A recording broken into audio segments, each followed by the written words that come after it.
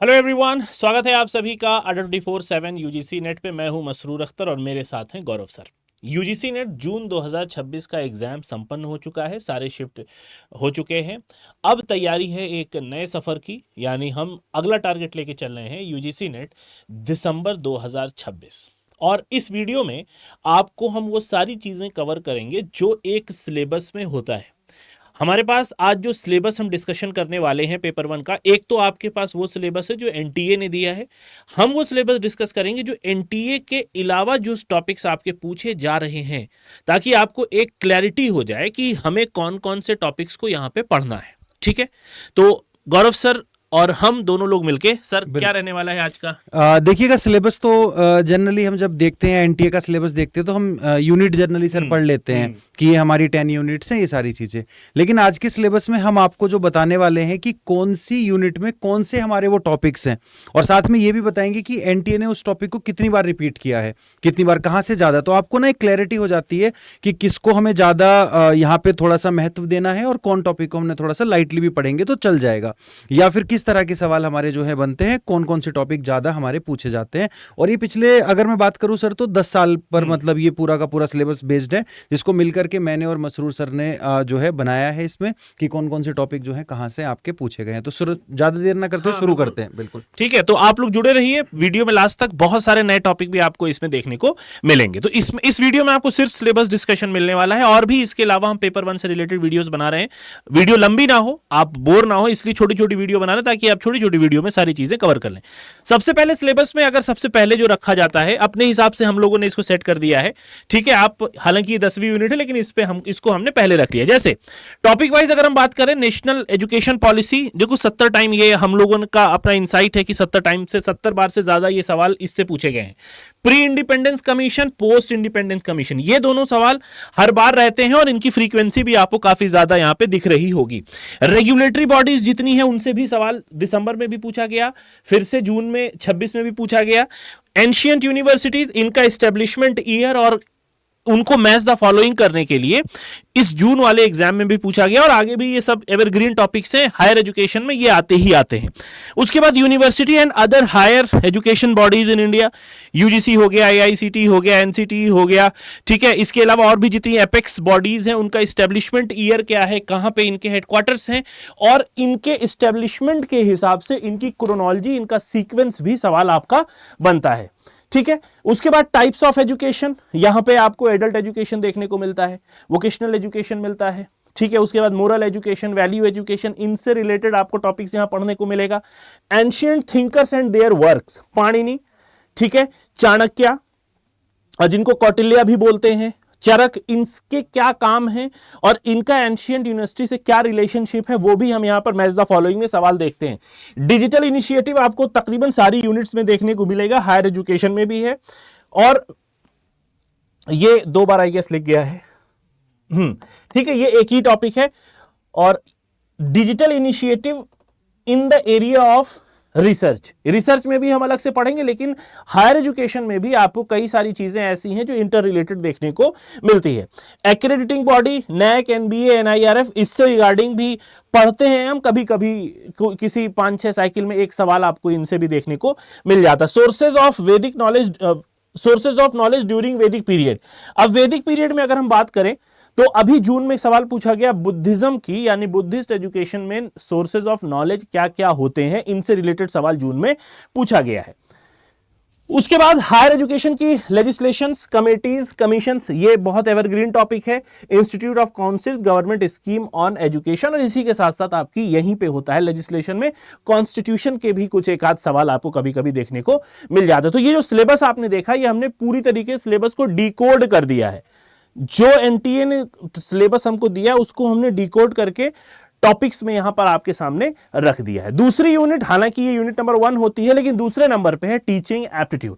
ठीक है, learning theories में अगर आप देखें तो Bloom taxonomy, cognitive development theory, cooperative theory, Maslow hierarchy, और इसके अलावा इंटेलिजेंस की काफी सारी जो थ्योरीज हैं, स्पीयरमैन की जो थ्योरी है वो आपको पूछी जाती है। यहाँ पे गार्डन अल्पोर्ट की थ्योरी आती है जो कि पर्सनैलिटी की है।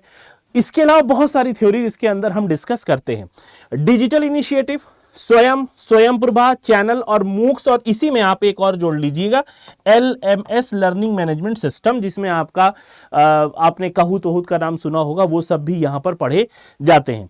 टीचिंग सॉफ्टवेयर में अगर आप देख रहे हैं, वो जो बात यहां पे हमने की थी यही LMS की, कि माइंडमिस्टर, माइंडोमो, कॉगल, मीरो, इसके अलावा भी बहुत सारे हैं जो कि हम इसमें स्टडी करते हैं।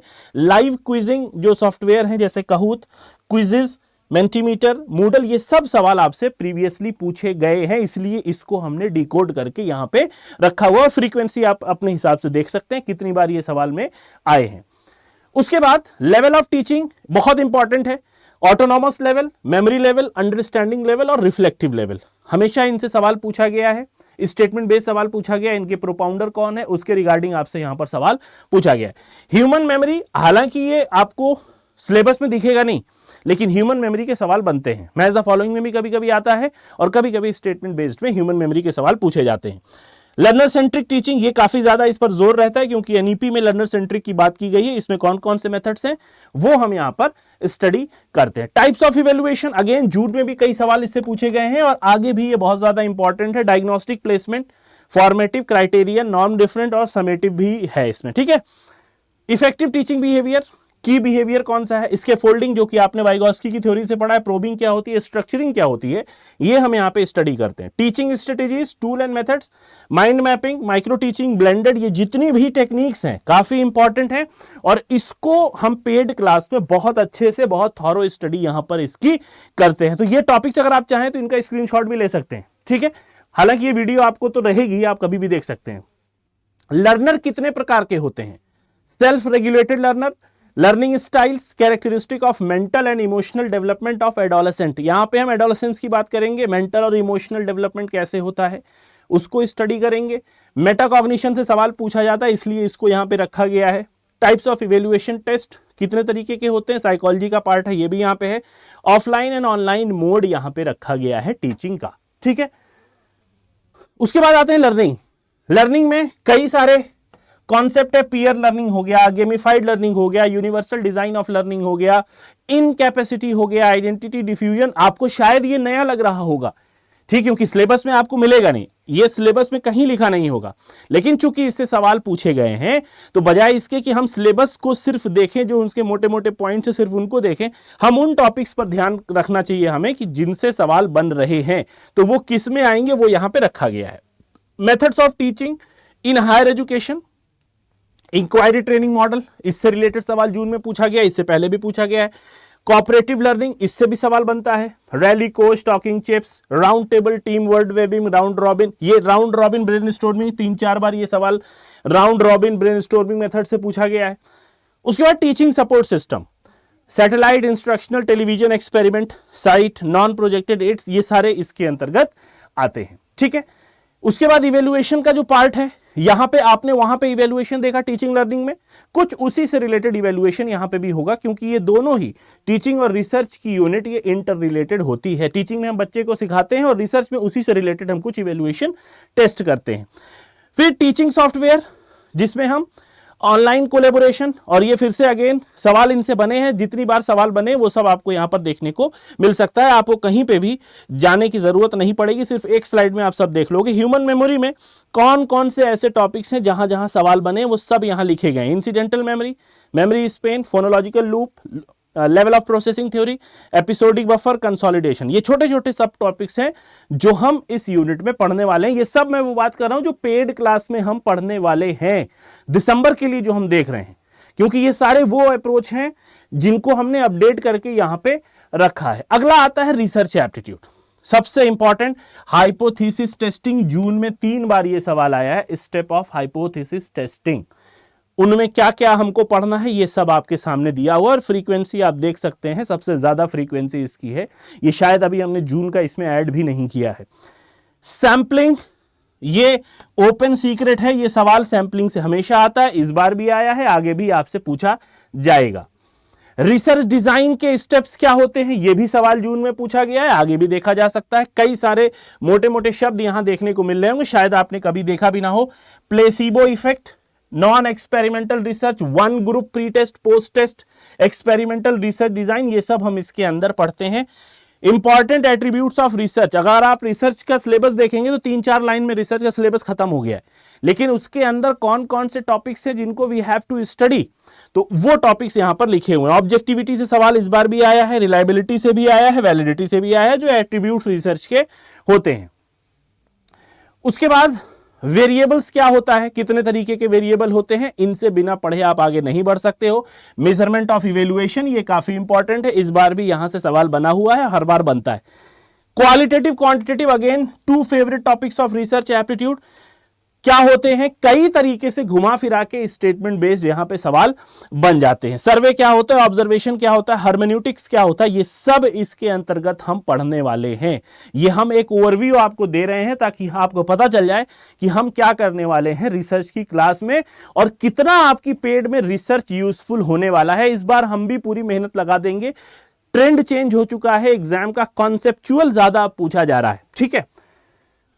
थीसिस राइटिंग कैसे होती है, format of thesis writing, style of referencing, MLA, Chicago, APA, और इसी में जून में एक सवाल पूछा गया था डीओआई से रिलेटेड, ठीक है, जो ऑब्जेक्ट आइडेंटिफायर होता है, डिजिटल ऑब्जेक्ट आइडेंटिफायर के बारे में सवाल आया। हाइपोथेसिस, अगेन ये काफी इंपॉर्टेंट है और हमेशा हाइपोथेसिस से सवाल बनता है। उसके बाद बारी आती है रिसर्च इथिक्स की, कि रिसर्च में कौन सी नैतिकता के इशू हैं। शायद इस बार सवाल नहीं आया है, लेकिन यह भी काफी इंपॉर्टेंट पोर्शन है। और प्लेजरिज्म से भी सवाल इस बार नहीं बना है, लेकिन ये दोनों एग्जाम्पल, ये दोनों जो सब टॉपिक्स हैं, ये काफी ज्यादा इंपॉर्टेंट है और इनको बहुत अच्छे से हम पेड क्लास में पढ़ने वाले हैं। Data collection, plagiarism, type of research publication, ये तो बहुत इंपॉर्टेंट है। डेटा कैसे आप कलेक्ट करोगे, कहां से आप, क्योंकि ये सब चीजें आपके रिसर्च एथिक्स से रिलेटेड हैं, तो ये भी टॉपिक हम यहां पर पढ़ेंगे जो कि आपको सिलेबस में डायरेक्टली देखने को नहीं मिलने वाला है, ठीक है। लिटरेचर रिव्यू कैसे करना है और पैराडाइम, ये दोनों जो पैराडाइम है अगेन बहुत इंपॉर्टेंट है। पॉजिटिविज्म और पोस्ट पॉजिटिविज्म, इन दोनों को हम यहां पर स्टडी करने वाले हैं, ठीक है। उसके बाद आता है कॉम्प्रीहेंशन। कॉम्प्रीहेंशन की एक बात मैं बता दूं कि पेपर 1 में और पेपर 2, पेपर 1 में आपको 1 कॉम्प्रीहेंशन मिलता है, पेपर 2 में आपको 2 मिलता है। 1 का मतलब यहां पे 5 क्वेश्चंस, यहां पे 10 क्वेश्चन। नंबर कितने हो गए, यहां पे 20 नंबर आपके हो गए और यहां पे हो गया 10 नंबर। तो अगर आपने ये सही कर लिया है तो 30 नंबर का काम आप यहां पे अच्छे से कराओगे, जिसको हम लोग बहुत ही इंटरेस्टिंग वे में समझते हैं अपनी पेड क्लास में, ठीक है। कौन सी ट्रिक्स है, कब स्किमिंग करना है, कब स्कैनिंग करना है, शब्दकोश कैसे आपको याद करने हैं, कैसे अपनी वोकैब को अच्छा करना है ताकि आप इसको अच्छे से कर ले जाएं, ठीक है। इसके बाद आता है कम्युनिकेशन। कम्युनिकेशन, अगेन इस बार कम्युनिकेशन का एक टॉपिक है जो मॉडल ऑफ कम्युनिकेशन है। मॉडल ऑफ कम्युनिकेशन में भी उसकी क्रोनोलॉजी पूछी गई कि कौन सा मॉडल कब आया, ओसवुड मॉडल कब आया, लेसवेल मॉडल कब आया, एसएमसीआर मॉडल कब आया, ठीक है। तो सबसे ज्यादा इस पर ध्यान दीजिए, पहली चीज। दूसरी चीज, जो मीनिंग ऑफ कम्युनिकेशन है, कई तरीके की कम्युनिकेशन होता है, वर्बल होता है, नॉन वर्बल होता है, जिसमें हम क्या क्या यूज करते हैं, हैप्टिक से रिलेटेड जून में सवाल आपसे पूछा गया है। उसके बाद आता है classroom communication. Mass media communication का एक सवाल पूछा गया जिसमें इवोल्यूशन पूछा गया और इस इवोल्यूशन में कुछ ऐसे मोड ऑफ कम्युनिकेशन था जिनकी क्रोनोलॉजी उनको सीक्वेंस के आधार पे लगाना था। एलिमेंट्स एंड बैरियर्स, अगेन ये जो बैरियर है और दूसरा जो कम्युनिकेशन मॉडल है, ये दोनों हमेशा के लिए बहुत इंपॉर्टेंट टॉपिक होते हैं कम्युनिकेशन के बारे में। मॉडल ऑफ कम्युनिकेशन, इसके बारे में हम बता चुके हैं, एक्सट्रीमली इंपॉर्टेंट था इस बार। लीनियर मॉडल क्या होता है, शैनन वीवर मॉडल, और शैनन वीवर मॉडल को ही मैथमेटिकल कम्युनिकेशन मॉडल भी कहते हैं, जो कि दूसरे नाम से सवाल एक शिफ्ट में पूछा गया।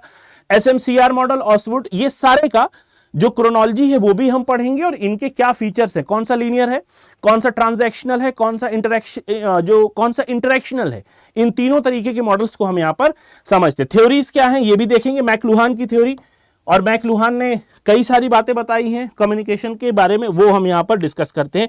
प्रोपेगेंडा क्या होता है, ठीक है, ये भी सवाल यहां पूछा गया है। तो ये कुछ ऐसी चीजें हैं जो हमने कम्युनिकेशन को डिकोड कर दिया है। बहुत सारे यहां पे प्रोसेस भी आप देखोगे, इफेक्टिव कम्युनिकेशन क्या होता है, function and objective of communication क्या होता है, हम इसके बारे में भी यहां पे स्टडी करते हैं, ठीक है। उसके बाद आता है mathematical reasoning and aptitude, fine. तो इसके लिए आपको गौरव सर बताएंगे बहुत अच्छे से, और मैथमेटिकल रीजनिंग इस बार बहुत ज्यादा चैलेंजिंग था, तो इसलिए भी इंपॉर्टेंट है कि आप इस क्लास को जरूर ज्वाइन करें। बिल्कुल।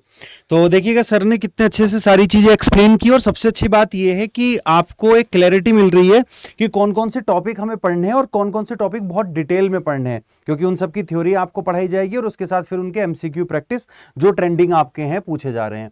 अब हम मैथमेटिकल रीजनिंग की बात करते हैं, तो इस बार थोड़ा बहुत परेशान इसलिए किया क्योंकि कुछ चीजें आउट ऑफ सिलेबस आप लोगों की आ गई थी।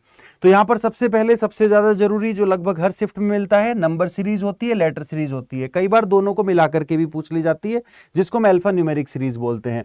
कोडिंग डिकोडिंग हमारा सेम, अगर कोडिंग डिकोडिंग की बात करें तो लेटर कोडिंग होती है, नंबर कोडिंग होती है। कई बार सवाल जो होता है वो स्टेटमेंट बेस्ड भी हमसे जो है वो पूछ लिया जाता है, तो कोडिंग डिकोडिंग भी हमारा यहाँ पे सिंपल है।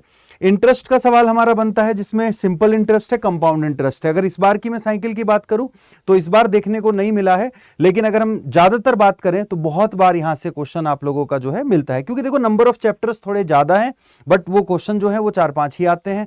तो इसलिए क्या होता है कि कभी कोई टॉपिक स्किप हो जाता है, कभी कोई टॉपिक आपका स्किप हो जाता है। सेम अगर हम बात करें स्पीड, डिस्टेंस और टाइम की, तो यहां पर देखिएगा कि एवरेज स्पीड निकालने का क्वेश्चन बहुत बार हमसे पूछा गया है। कई बार वो दे देता है कि क्या कहते हैं, मतलब कोई पॉइंट है ए से बी मैं कार से गया और बी से ए जब वापस आया तो पैदल आया, तो वहां से क्या होता है कि कई बार वो एवरेज स्पीड पूछ लेता है, तो कार से जाने की स्पीड ज्यादा होगी, पैदल से आने की स्पीड कम होगी, तो इस तरह का सवाल भी काफी पूछा जाता है। रिलेटिव स्पीड से आ जाता है, टाइम गैप कई बार पूछ लिया जाता है, तो यहां से भी ये काफी इंपॉर्टेंट हमारा जो है टॉपिक बन जाता है। इसी में अगर मैं बात करूंगा टाइम स्पीड में, तो एक बोट एंड स्ट्रीम का क्वेश्चन भी हमारा कई बार बन जाता है। इस बार बोट एंड स्ट्रीम हमें देखने को नहीं मिला, लेकिन ऐसा नहीं है कि वो नहीं आता है, काफी बार आपसे जो है बोट एंड स्ट्रीम भी पूछा गया है।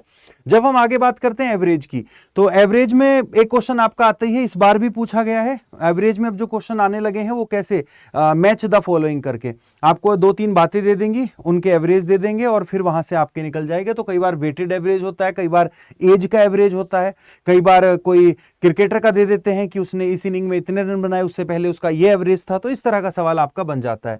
रेशो प्रोपोर्शन आपका हर जगह आता ही आता है, कई बार डायरेक्ट क्वेश्चन नहीं आता, लेकिन डीआई में हम बहुत ज्यादा रेशो प्रोपोर्शन का इस्तेमाल करते हैं। कई बार हम जो है एज निकालने में भी रेशो प्रोपोर्शन, या मैथ की बहुत सारी चीजें हैं जहां पर हम रेशो प्रोपोर्शन का इस्तेमाल करते हैं, तो ये चीजें हमें जो है वो बेसिक आनी चाहिए। प्रॉफिट एंड लॉस आप लोगों का, तो प्रॉफिट एंड लॉस से हमारा कई बार डिस्काउंट का क्वेश्चन आ जाता है, कई बार प्रॉफिट का, कई बार लॉस का, इसके लिए परसेंटेज आना बहुत ज्यादा जरूरी हमें हो जाता है। तो ये सारी चीजें हैं। फ्रैक्शन से क्वेश्चन बनता है, कई बार एलसीएम हम निकालते हैं, अगर हमें फ्रैक्शन में नंबर दिए होते हैं तो उसका एलसीएम हमें किस तरह से निकालना है, या कई बार हमें देते हैं फ्रैक्शन में नंबर, बताते हैं कि इनका डिसेंडिंग ऑर्डर लगा दो या इनका असेंडिंग ऑर्डर लगा दो, तो उस तरह की चीजें जो है वो हम यहां पे कर सकते हैं। वर्ड प्रॉब्लम भी आ जाती है कई बार फ्रैक्शन की आप लोगों को, तो ये सारी चीजें हमारी जो है यहां पर आप लोगों को पूछ ली जाती है। इसी में बात करते हैं तो एक क्वेश्चन कई बार हमारा डिस्टेंस और डायरेक्शन का हो जाता है, तो डिस्टेंस और डायरेक्शन से भी हमारे सवाल कई बार बनते हैं। कई बार क्या होता है कि डिस्टेंस दे देंगे, डायरेक्शन पूछ लेंगे, कई बार दोनों चीजें हमसे पूछ लेते हैं, तो यहाँ पे कई बार पाइथागोरस टाइप चीजें भी हम लगाते हैं। और आजकल तो अगर मैं बात करूं तो डायरेक्शन का जो क्वेश्चन 1-2 बार ब्लड रिलेशन को मिला करके आप लोगों का जो है वो दिया गया है। ब्लड रिलेशन की कभी कभी आता है, उतना फ्रीक्वेंट नहीं है कि हर बार हमारा जो है वो आएगा ही आएगा, तो वो सारी चीजें हैं। एज रिलेटेड प्रॉब्लम हमारी एवरेज में ही कंप्लीट हो गई हैं, तो वो सारी चीजें हमारी इस तरह के सवाल हमारे बन जाते हैं। डिस्काउंट का क्वेश्चन वही प्रॉफिट एंड लॉस से, कई बार आपको वो डिस्काउंट जैसे 3 सक्सेसिव डिस्काउंट दे देते हैं या 2 डिस्काउंट दे देते हैं, और मैच द फॉलोइंग में ज्यादा पूछा जा रहा है। यहां पर अगर हम बात करेंगे अरेंजमेंट, कई बार अरेंजमेंट लगाने को आ जाता है, रैंकिंग ऑर्डर निकालने को आ जाता है, 7 बंदे हैं, कई बार सर्कुलर में भी आ जाता है, कई बार आपका लीनियर में भी आ जाता है, तो ये सारी चीजें हैं। टाइम एंड वर्क से इस बार क्वेश्चन देखने को मिला है हमारा, हर शिफ्ट में नहीं मिला, कहीं ना कहीं। और मेंसुरेशन इस बार नहीं मिली, इस बार मेंसुरेशन की जगह उन्होंने ट्रिग्नोमेट्री डाल दी, लेकिन ट्रिग्नोमेट्री सिलेबस का पार्ट नहीं है, बट उसको भी कवर करेंगे। और सेम अलजेब्रा के भी इस बार उन्होंने कुछ क्वेश्चंस रखे, स्टैटिक्स के भी कुछ 1-2 क्वेश्चंस उन्होंने अलजेब्रा में मिक्स करके डाल दिए थे, तो वो सारी चीजें जो है इस बार मैं आप लोगों को कवर कराने वाला हूं। इसी में आगे चलते हैं तो लॉजिकल रीजनिंग। लॉजिकल रीजनिंग में बस 2 ही चीजें समझो कि भैया एक वेस्टर्न लॉजिक है, एक इंडियन लॉजिक है।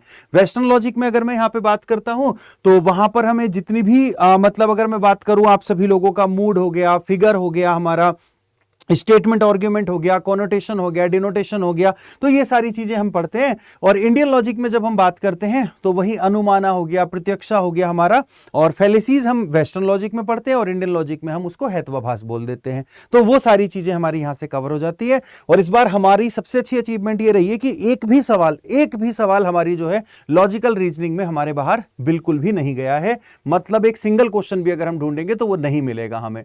ये सारी चीजें डेटा इंटरप्रिटेशन में ज्यादातर हमें टेबल डीआई पूछी जाती है। टेबल डीआई को हम पूरा ध्यान रखते हैं।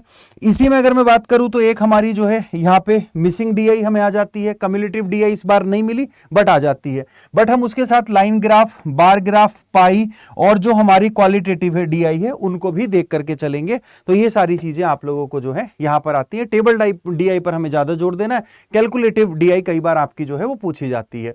उसके बाद आईसीटी में आ जाते हैं। तो आईसीटी में हार्डवेयर के अंदर सारी चीजें आ जाती हैं कि उसके अंदर आपका जो हमारा सीपीयू है, हमारी मेमोरी है, इनपुट डिवाइसेस, आउटपुट डिवाइसेस, वहां से सारी चीजें आ जाती हैं। सॉफ्टवेयर में हमारा सारा आ जाता है। Application software, system software, virus, antivirus, हमारा MS Excel, MS PowerPoint, ये सारी चीजें हमारी जो है वो सॉफ्टवेयर में मिल जाती हैं। उसी के साथ कंप्यूटर सिक्योरिटी से कई बार जर्नल क्वेश्चन आ जाता है, कई बार हमारा जो है थ्योरी वाला आ जाता है। नंबर सिस्टम से इस बार देखने को नहीं मिला, बट हर बार अगर मैं नंबर सिस्टम, बाइनरी, हेक्साडेसिमल, इन सभी की बात करूं तो वो आपको मिलता ही मिलता है। इंटरनेट और कुछ टर्मिनोलॉजी इंटरनेट की, नेटवर्किंग की, वो हमसे कई बार पूछ ली जाती है। टर्मिनोलॉजी कुछ ऐसी भी होती है जो करंट में ट्रेंड में हमारी होती है। कंप्यूटर नेटवर्क से सवाल बनता है, प्रोटोकॉल बन जाता है, उसकी फुल फॉर्म कई बार पूछ ली जाती है, जैसे SMTP हो गया, HTTP हो गया। तो ये सारी चीजें हमसे जो है कई बार पूछी जाती हैं। फाइल फॉर्मेट से क्वेश्चन आ जाता है कि ये फाइल हमारा जो है वो किस फॉर्मेट पर है, किस फॉर्मेट का है, या फिर हम जो अपना PPT बनाते हैं वो किस फॉर्मेट, मतलब उसकी एक्सटेंशन क्या होती है, या फिर डॉक फाइल होती है उसकी क्या एक्सटेंशन होती है। तो इस तरह का इनपुट आउटपुट डिवाइस हार्डवेयर हमारा ये कवर ही हो गया। बिल्कुल ICT इन गवर्नेंस भी पूछा जा रहा है, और ICT इन, प्यारे साथियों, जो जर्नल अभी हमारी चीजें चल रही हैं तो उसमें भी ICT का क्या यूज है।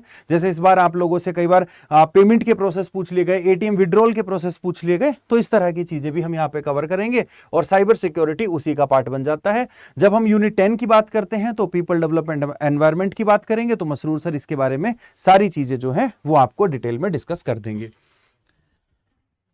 तो जैसा कि हमने पॉल्यूशन का पार्ट देखा, पॉल्यूशन में काफी सवाल आपके बनते हैं, ठीक है, कभी ना कभी ये तो आता ही। लेकिन इस बार आपको नॉइज पॉल्यूशन से मिला था और इसकी रेंज पूछी थी, ठीक है, जो कि 100 मीटर रेंज होती है नॉइज पॉल्यूशन की। तो इस बार सवाल नॉइज पॉल्यूशन से था। ये हमेशा पूछे जाएंगे। क्योटो हो गया, मॉन्ट्रियल प्रोटोकॉल हो गया, रिन्यूएबल सोर्सेज में भी पूछे जाते हैं। कुल मिला के ये इंटरकनेक्टेड है। इन्वायरमेंटल वेस्ट, MSW से रिलेटेड सवाल इस बार पूछा गया था। ग्लोबल इनिशिएटिव था, नॉन रिन्यूएबल सोर्सेज, सवाल बनते हैं इनसे। तो सारे ही इसमें इंपॉर्टेंट है जिसको हम पढ़ें। क्लाइमेट चेंज, अगेन वो क्लाइमेट चेंज उससे रिलेटेड है जो अभी हमने प्रोटोकॉल्स पढ़े थे। Fundamental of environment, hazard and disaster से इस बार सवाल मिला है। अब ये नहीं है कि एक ही शिफ्ट में सारे सवाल दे देंगे। कभी ट्रेंड बन गया है कि भाई जून में इस टॉपिक को ज्यादा फोकस कर लिया, दिसंबर में अगला टॉपिक पकड़ लेंगे, लेकिन ये सारे ही इक्वली इंपॉर्टेंट टॉपिक्स यहां पर लिखे हुए हैं। इसके साथ ये वो चीज है जो आपको वहां तक पहुंचाएगी जहां के लिए आपने सफर कर लिया है, जहां के लिए आपने नियत की है, शुरू कर रहे हैं।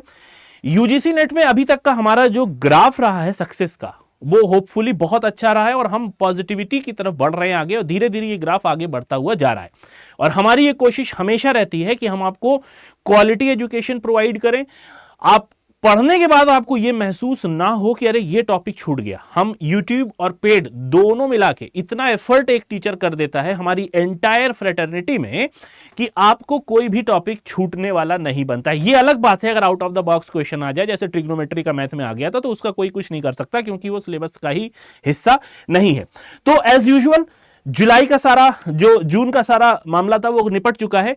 अब तैयारी हो रही है दिसंबर की। 1 तारीख जुलाई की पहला सेशन आपका शुरू हो रहा है होम साइंस का। सर बिल्कुल ठीक है, तो होम साइंस का एग्जाम पहले हो चुका था, उसी के अकॉर्डिंग इसका बैच भी 1 जुलाई से स्टार्ट हो रहा है। और ये जो 6 जुलाई है, यहां से आपके पेपर 1 की स्टार्टिंग हो रही है, ठीक है।